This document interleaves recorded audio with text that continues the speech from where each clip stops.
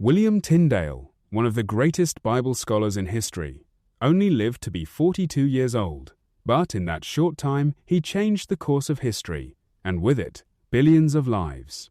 Here is part 4 of his remarkable true story.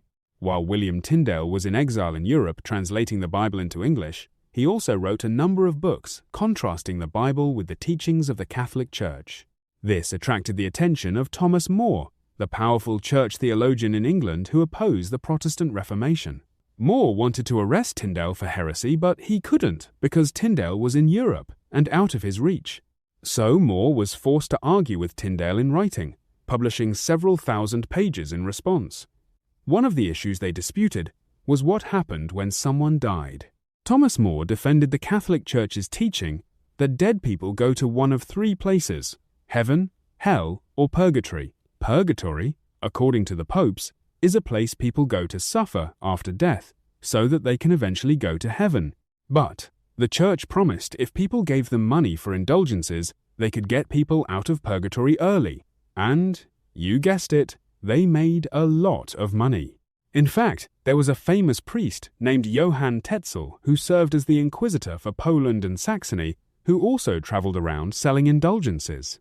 Tetzel had a famous rhyme he would use to convince people to pay him. As soon as the coin in the coffer rings, the soul from purgatory springs. But Tyndale, who was always reading the Bible, said purgatory is fiction, and paying money for dead people to get out of it was a fraud. He said it's not in the Bible at all. Tyndale famously joked that if you show the Pope a little money, God is so merciful that there is no purgatory. When the people heard this, they were upset. They had given a lot of money to the church because they had been worried about their relatives in purgatory, and they were not happy about being deceived. About the same time, the reformer Martin Luther was translating the Bible into German, and he also eventually concluded that purgatory was false.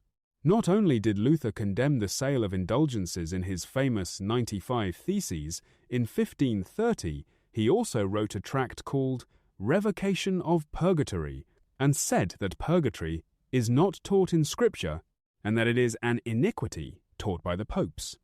All of this is well-known history, but there is much more coming.